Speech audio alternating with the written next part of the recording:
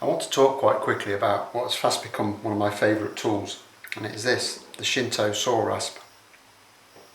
The rasp is constructed of a lattice of saw blades firmly riveted together. It has an aggressive side, which is brilliant for removing lots of material,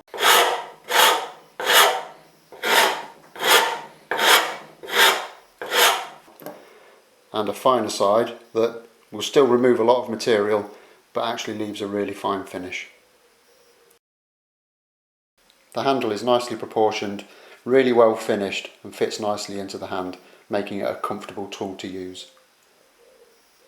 What I really love about this rasp is that even though it does have a very aggressive side, it isn't so aggressive that it will damage your work.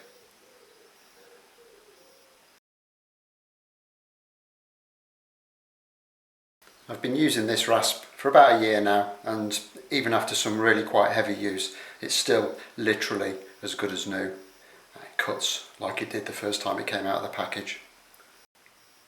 This rasp doesn't really clog like others can do.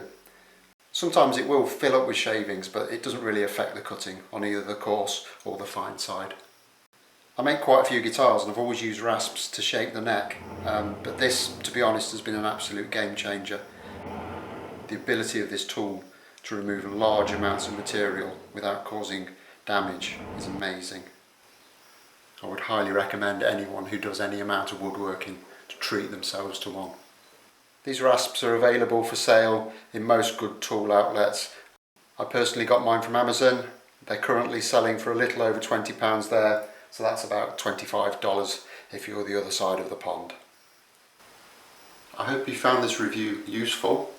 If so, please consider subscribing to the channel. And while we're on the subjects of rasps, why not check out the video linked here on how I made a rasp rack for my tool wall.